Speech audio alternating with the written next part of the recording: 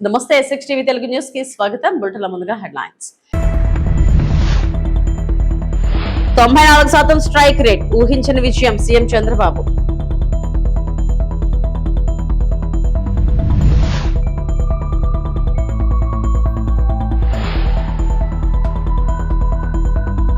గంజాయి వ్యాఖ్యలపై అయ్యన్నను ప్రశ్నించిన కరుమూరి వెంకటరెడ్డి.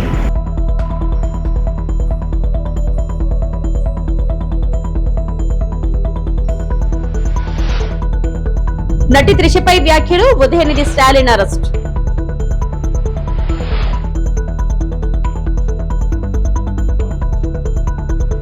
రెండు 2024లో ఎవరు ఊహించిన విజయం సాధించామని ముఖ్యమంత్రి చంద్రబాబు నాయుడు అన్నారు. ఈ రోజు మంగళవారం ఏపీ ఆర్థిక పరిస్థితిపై సీఎం శ్వేతపత్రం విడుదల చేశారు. 2024 నాటి పరిస్థితులు, ఇప్పటి పరిస్థితులపై వాస్తవాలు విడుదల చేసిన సీఎం ఈ ప్రెజెంటేషన్ బాధ్యత గల ప్రభుత్వం ఇచ్చే నివేదిక అని చెప్పుకొచ్చారు. సమర్థవంతంగా ప్రభుత్వాలు పనిచేసి గవర్నెన్స్ బాగుంటే ప్రజలపై ప్రభావం ఉంటుందన్నారు. 2024లో ఒక సైలెంట్ రెవల్యూషన్ ప్రజల్లో వచ్చిందన్నారు. 1982, 1994, తాజాగా 2024లో ఇలాంటి ఫలితాలు చూశామన్నారు. 2024లో 94% స్ట్రైక్ రేట్ సాధించామని, అది ఊహించని విప్లవం అని తెలిపారు. రాష్ట్ర విభజన తర్వాత ఏపీ వ్యవసాయ ఆధారిత రాష్ట్రంగా అయిపోయిందని, 58% ప్రజలకు 46% మాత్రమే వనరులు దక్కాయన్నారు. 2 రాష్ట్రాలను ఉమ్మడిగా అభివృద్ధి చేశామని చెప్పారు. ఇది ఒక హిస్టారికల్ ప్రెజెంటేషన్. ఒక బాధ్యత తీసుకొని పనిచేసే ప్రభుత్వం యొక్క ప్రజెంటేషన్. ఏదో కావాలని బ్లేమ్ చేయడం కాకుండా, రాష్ట్ర ఆర్థిక పరిస్థితే కాకుండా రాష్ట్ర సమగ్ర సమాచారాన్ని ఎప్పటికప్పుడు ప్రజలకు తెలియజేయడం అనేది చాలా ముఖ్యం. ప్రజలు దీంట్లో భాగస్వాములు కావాల్సిన అవసరం ఉంది. ప్రతి ఒక్క కుటుంబం, ప్రతి ఒక్క వ్యక్తి కూడా ఆలోచించాల్సిన అవసరం ఉంది. ఎప్పుడైతే సమర్థవంతంగా ప్రభుత్వాలు పనిచేసి గవర్నెన్స్ బాగుంటే దాని ఫలితాలు ప్రజా జీవితంలో ప్రజలపైన పెద్ద ప్రభావితం చేస్తాయి. 1982లో ఫస్ట్ టైం ఎన్టీఆర్ పార్టీ పెట్టినప్పుడు అది ఒక విప్లవం. పార్టీయే లేదు, ప్రజా తిరుగుబాటు. అక్కడి నుంచి మేము గెలిచింది అప్పట్లోనే 202 సీట్లు, 200 గెలిచాం. 94 మళ్ళీ ప్రభుత్వం మీద వ్యతిరేకత, తీవ్రమైన వ్యతిరేకత, మామూలు వ్యతిరేకత కాదు. ఆ రోజు మేము గెలిచింది 26 సీట్లు కాంగ్రెస్ పార్టీకి వచ్చాయి. అపోజిషన్ రాగానే 26 సీట్లే వచ్చాయి. మొన్న వచ్చింది 57% ఓట్లు, 94% స్ట్రైక్ రేట్. ఆల్ ఎలక్షన్స్లో తెలుగుదేశమే ఒక ప్రభంజనం. Andhra Pradesh journey since 2014. ఇక్కడికి వచ్చిన బైఫర్కేషన్ డెఫినెట్గా పెయిన్ఫుల్. బైఫర్కేషన్ చూస్తే combined AP పాపులేషన్లో urban population 33.4%. Bifurcation అవగానే 31.5 ఆంధ్ర తగ్గిపోయింది. తంజావూరులో జరిగిన నిరసనల ప్రదర్శనలో నటి త్రిషను ఉద్దేశించి డీఎంకే నేత ఉదయనిధి స్టాలిన్ చేసిన వ్యాఖ్యలు తీవ్ర వివాదాస్పదమయ్యాయి. దీనిపై కేసు నమోదు చేసుకున్న పోలీసులు ఉదయనిధిని అదుపులోకి తీసుకున్నారు. విచారణ నిమిత్తం ఆయనను పోలీస్ స్టేషన్ కు తరలించారు.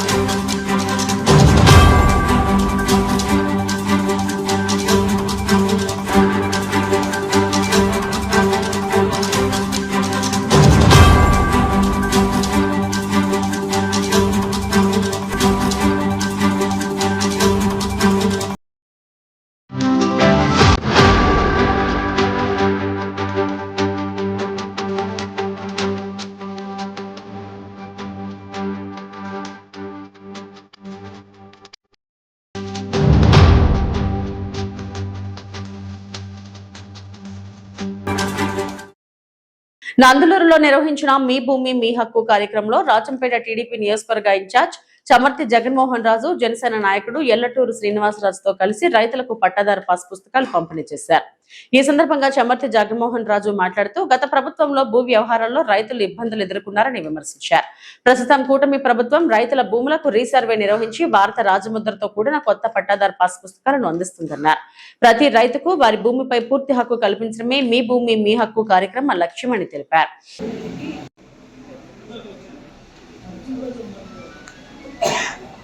అందరికీ నమస్కారం. ఈరోజు ఎంత ఘోరమైనటువంటి తప్పులు చేశారంటే, మనకు మన తరతరాల నుంచి భూములు వచ్చుంటాయి. ఆ భూమి మనది, మన వంశపారంపర్యంగా వచ్చినది, మన హక్కు అది. ఆ మన భూమి మీద ఒక ఆయనకు రంగులు పిచ్చి పట్టుకుంది. పాస్బుక్ల మీద రంగులు వేసి ఇచ్చినాడు, బొమ్మలు వేసి ఇచ్చినాడు, బొమ్మలు పిచ్చి. ఆఖరికి ఈ పిచ్చి ఆడిపోయిందో తెలియదు కానీ మన భూమి హద్దురాళ్ళకు కూడా బొమ్మలేని మొదలుపెట్టినాడు. మన భూమి ఏంటి, మన హక్కు ఏంటి, మనం ఓట్లు వేస్తే 5 సంవత్సరాలకు ఒకసారి ముఖ్యమంత్రి అవుతారు, లేకపోతే కాదు. వాస్తవమా కదా? ముఖ్యమంత్రులు కావాలనేటటువంటిది ఎవరి పుణ్యమో? ప్రజల పుణ్యమే కదా. ఇంకా నీ హక్కు ఏంటయ్యా? ఇటువంటి ఇంకా ఘోరమైనటువంటి చట్టం ఒకటి తీసుకొచ్చారు, ల్యాండ్ టైటిలింగ్ యాక్ట్.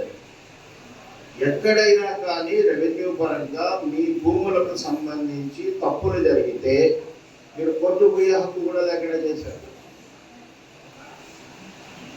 గతంలో ఒకరి భూమిని బదులు ఇంకొకరి భూమిని ఆన్లైన్ చేసుకోవడము, రికార్డు ట్యాంపరింగ్ చేసుకోవడం వందలు జరిగినాయి. సాక్షాత్తు చట్టాన్ని కాపాడాల్సినటువంటి మన మండలానికి ఉన్నటువంటి నాయకులు ఉన్నారు. ఒక ఆయన ఎంపీ ఉన్నాడు, ఇంకొక ఆయన మాజీ ఎమ్మెల్యే. ఆయన కుటుంబ సభ్యులు కూడా 100 ఎకరాల ప్రభుత్వ భూమిని ఆక్యుపై చేస్తే దాన్ని తిరిగి ప్రభుత్వం లాక్కునింది. పేదలకు పంచుదామంటే కోర్టును అడ్డవేసుకోమన్నారు. కోర్టు కూడా పోనీయకుండా ల్యాండ్ టైటిలింగ్ యాక్ట్ చేస్తే దానికోసం మన వంటిమిట్టలో చేనేత సోదరుడు రైలు కింద పడి ఆత్మహత్య చేసుకుంటే ఆ రోజు బాబు గారు ప్రకటించారు, నేను అధికారంలోకి రాగానే ల్యాండ్ టైటిలింగ్ యాక్ట్ ని నేను రద్దు చేస్తాను. అన్నమయ్య జిల్లా రాయచోటి రైతు బజార్లో మార్కెట్ ధర కంటే తక్కువ ధరకు నాణ్యమైన సన్నబియ్యం విక్రయ కేంద్రాన్ని మంత్రి మండిపల్లి రాంప్రసాద్ రెడ్డి ప్రారంభించారు. కార్యక్రమంలో RDO Srinivasulu, rice millers association ప్రతినిధులు, టీడీపీ నాయకులు పాల్గొన్నారు. ఈ సందర్భంగా మంత్రి మాట్లాడుతూ ప్రజలపై ఆర్థిక భారాన్ని తగ్గించేందుకే సీఎం చంద్రబాబు నాయుడు ఈ కార్యక్రమాన్ని ప్రారంభించారని తెలిపారు. ఎరెండో ప్రభావంతో ధరలు పెరిగే పరిస్థితుల్లో ప్రజలకు ప్రభుత్వం అండగా ఉంటుందని చెప్పారు. అన్నమయ్య జిల్లాలో మొత్తం 16 కేంద్రాల ద్వారా సబ్సిడీ ధరలకు బియ్యం అందుబాటులో ఉంచినట్లు తెలిపారు. స్టీమ్ బీపీటీ బియ్యం కిలో 52 రూపాయలు, రా బీపీటీ బియ్యం కిలో 50 రూపాయలకు విక్రయిస్తున్నామని, మార్కెట్ ధరతో పోలిస్తే కిలోకు 15 వరకు తక్కువగా లభిస్తుందని వెల్లడించారు. ప్రతి తెల్ల రేషన్ కార్డు కలిగిన లబ్ధిదారుకు 15 కిలోల బియ్యం అందజేస్తామని, కొనుగోలు సమయంలో white ration card, Aadhaar card తప్పనిసరిగా తీసుకురావాలని సూచించారు. కార్యక్రమానికి సహకరించిన రైస్ మిల్లర్స్ అసోసియేషన్ కు మంత్రి ప్రత్యేక కృతజ్ఞతలు తెలిపారు. ప్రజలకు అవసరమైన సమయంలో అండగా నిలవడమే నిజమైన సంక్షేమమని ఆయన పేర్కొన్నారు.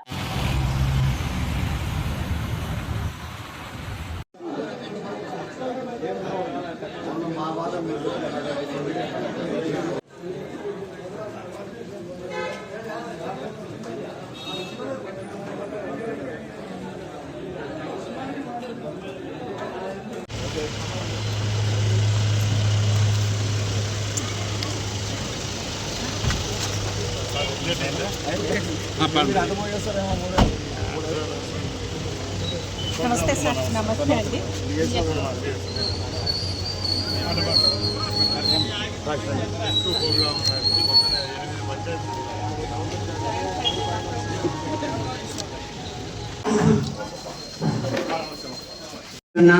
డీలర్లకు మరియు ఈ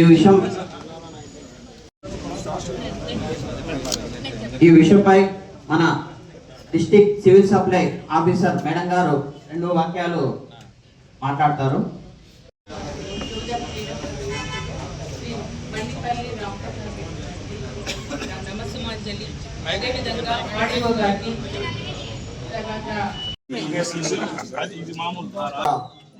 బాగున్నాయంటే వాళ్ళకి వచ్చి చెప్పండి, ఇంకా మిగతా వాళ్ళకు కూడా. ఎన్ని ఇవ్వగలుగుతారు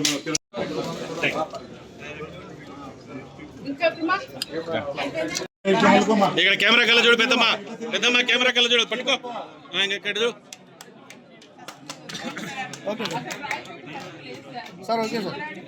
తీసుకోమ్మా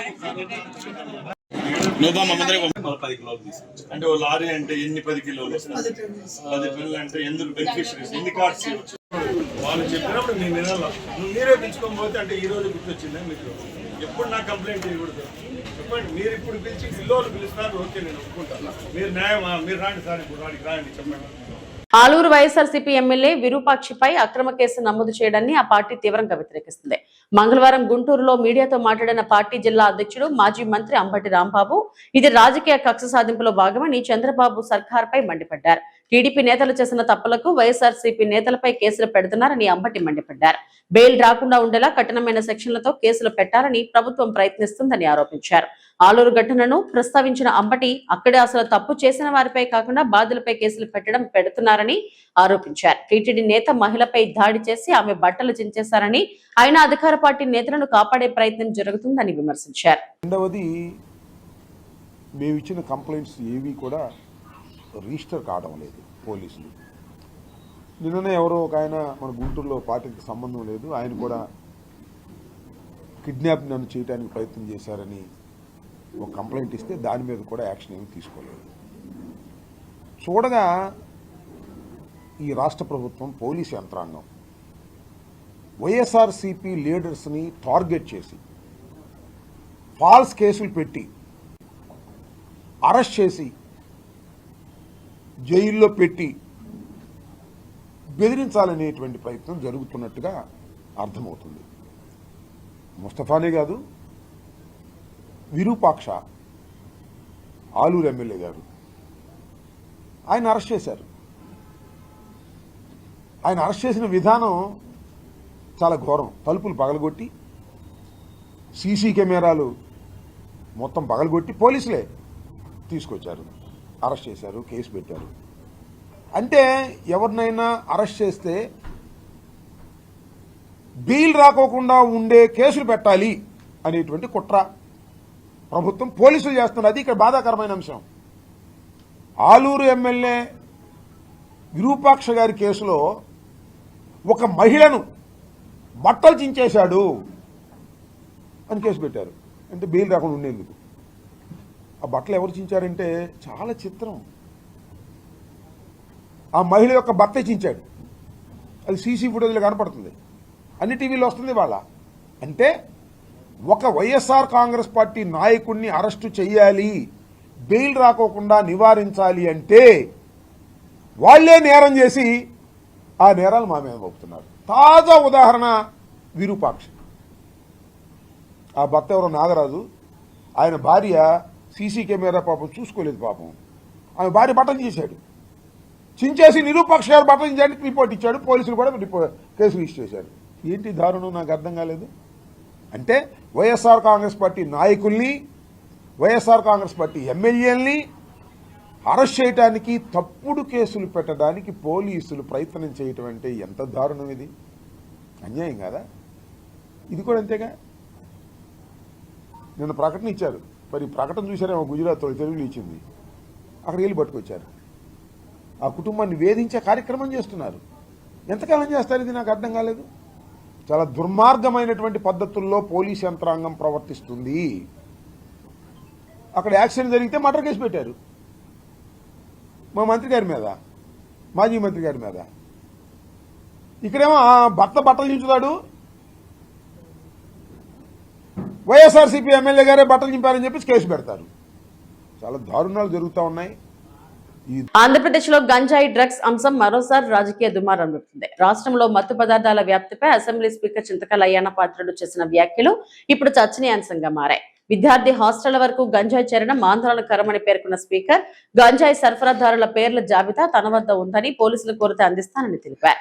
ఆ జాబితాలో ఉన్న వారిపై వెంటనే చర్యలు తీసుకోవాలని, అరెస్టు చేయాలని పోలీసులకు సవాల్ విసిరారు. అయితే స్పీకర్ వ్యాఖ్యల నేపథ్యంలో ప్రతిపక్షం తీవ్ర విమర్శలు గుప్పిస్తుంది. అధికార పార్టీకి చెందిన కొందరు నేతలు అక్రమ మత్తు పదార్థాల వ్యాపారంతో ఉన్నారని ఆరోపణలు చేస్తూ ప్రభుత్వం చట్టాన్ని సమర్థవంతంగా అమలు చేయడంలో విఫలమైందని విమర్శిస్తుంది. ఈ వ్యవహారం రాష్ట్రంలో గంజాయి నియంత్రణ, పోలీస్ వ్యవస్థ పనితీరు, రాజకీయ ఆరోపణలపై మరోసారి చర్చకు దారితీస్తుంది. అధికార ప్రతిపక్షం మధ్య పరస్పర విమర్శలతో ఈ అంశం రాజకీయంగా వేడెక్కుతుంది. ఆంధ్రప్రదేశ్ రాష్ట్రం గంజాయికి అడ్రస్ గా మారింది, గంజాయి ప్రదేశ్ గా తయారైందని చెప్పి సాక్షాత్తు ఆంధ్రప్రదేశ్ ప్రస్తుత స్పీకర్ గా ఉన్నటువంటి చింతకాయల అయ్యన్న పాత్రుడు నిన్న వ్యాఖ్యానించినటువంటి వ్యాఖ్యలు సంచలనం రేపుతా ఉన్నాయి. విశాఖపట్నం పరిధిలోని ఇంజనీరింగ్ కాలేజీల హాస్టల్లో రాత్రి వేళల్లో విద్యార్థులు గంజాయి తాగుతున్నారనే విషయాలు తనిఖీల్లో వెల్లడవటం పట్ల ఆయన తీవ్ర ఆందోళన వ్యక్తం చేశారు. గంజాయి సరఫరాదారుల సమాచారం కావాలంటే తానే స్వయంగా ఇస్తానని, దమ్ముంటే వారిని అరెస్ట్ చేయాలని పోలీసులకు విజ్ఞప్తి చేశారు. అంటే గంజాయి ఎవరెవరు సప్లై చేస్తున్నారో స్పీకర్ అయ్యన్న పాత్రుడు గారు సమాచారం ఇస్తారట. దమ్ముంటే ఆంధ్రప్రదేశ్ పోలీసులు వాళ్ళని పట్టుకోమని చెప్పి ఆయన సవాల్ విసురుతా ఉన్నారు. గంజాయి అక్రమ రవాణా విక్రయాలకు పాల్పడుతున్న వారి పేర్లను తాను ఇస్తానని, వారిని అండమాన్ జైలుకు తరలించి కఠినంగా శిక్షించాలని పోలీసు అధికారులు పిలుపునిచ్చారు. ఏం చర్యలు తీసుకోరు అయ్యన్న పాత్రుడు గారు. అయ్యన్న పాత్రుడు గారు మీ పార్టీ ఎంపీనే డ్రగ్స్ తీసుకొని పట్టుబడ్డాడు. మీ తెలుగుదేశం వాళ్ళే అమ్ముతున్నారు డ్రగ్స్. మీ తెలుగుదేశం ఎమ్మెల్యేలు గంజాయి వ్యాపారం చేస్తున్నారు. పేర్లు ఇవ్వండి మీరు.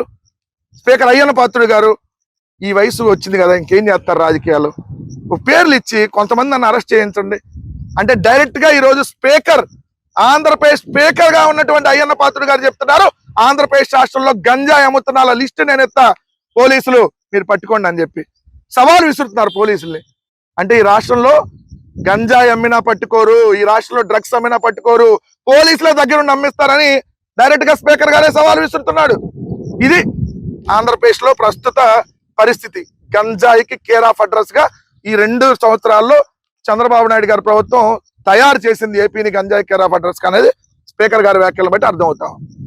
Vijayawada Jethwani case దర్యాప్తుపై retired IPS అధికారి, మాజీ ఇంటెలిజెన్స్ చీఫ్ ఏబి వెంకటేశ్వరరావు తీవ్ర విమర్శలు చేశారు. ఈ సందర్భంగా ఆయన మాట్లాడుతూ ఎఫ్ఐఆర్ నమోదు చేయకుండానే అరెస్టులు జరగడం, సిఐడి దర్యాప్తులో సరైన సాక్ష్యాధారాలు లేకపోవడం ఆందోళన కలిగించే విషయమన్నారు. డబ్బుల లావాదేవీలు కేసులను ఇతర కీలక అంశాలపై పూర్తి స్థాయిలో విచారణ జరగలేదని ఆయన ప్రశ్నించారు. పోలీస్ కస్టడీలో బెదిరింపులు జరిగాయన్న ఆరోపణలపై కూడా సమగ్ర దర్యాప్తు అవసరమన్నారు. ప్రజలకు న్యాయం జరగలా చట్టం నిష్పక్షపాతంగా అమలు కావాలని, దర్యాప్తు సంస్థలపై ప్రజల విశ్వాసాన్ని నిలబెట్టేలా వ్యవస్థ పనిచేయాలని ఏబి వెంకటేశ్వరరావు అభిప్రాయపడ్డారు. కేసులో వీళ్ళు ఛార్జ్ షీట్ లో చూపించింది ఇద్దరు సాక్షులు, ఇద్దరు సాక్షుల స్టేట్మెంట్ కూడా జత చేస్తారు ఛార్జ్ షీట్ తో పాటు. చూస్తే మక్కి సేమ్, ఇద్దరు తూచా తప్పకుండా మొత్తం ఒకటే మాట చెప్పినట్టు, పేరు మార్పు తప్ప స్టేట్మెంట్ మొత్తం సేమ్. జనరల్ గా టిపికల్ గా ఎప్పుడు జరుగుతుందంటే ఇది, అది వాళ్ళు చెప్పింది కాకుండా పోలీసులు తనకు ఇష్టం వచ్చింది రాసుకున్నప్పుడే ఇట్లాంటి ఐడెంటికల్ స్టేట్మెంట్లు వస్తాయి. ఈ ఇద్దరులో ఒక ఆయన్ని మ్యాజిస్ట్రేట్ ముందు 164 స్టేట్మెంట్ రికార్డ్ చేస్తే, రామరామ అసలు ఆమె మొహం నేను ఎప్పుడు చూడలేదు, ఆమె ఒక రూపాయి ఇవ్వలేదు, నాకేమీ తెలియదు ఈ కేసు గురించి అని చెప్పి మ్యాజిస్ట్రేట్ ముందు వాంగ్మూలం ఇచ్చాడు. ఆ ఇచ్చిన వాంగ్మూలాన్ని పక్కన పెట్టి పోలీసులు తమకు కావలసినట్టుగా ఒక స్టేట్మెంట్ రాసుకుని ఛార్జ్ షీట్ తో పాటు జత చేస్తారు. 2 జరిగింది సిఐడిలోనే, 2 కేసులు సిఐడిలోనే ఇవాళ కూడా, మొదటి కేసు రెండో కేసు. It is an institutional self contradiction. ఒకే వ్యవస్థ తనను తను వైరుధ్యపరచుకోవడం, స్వీయ వైరుధ్యం.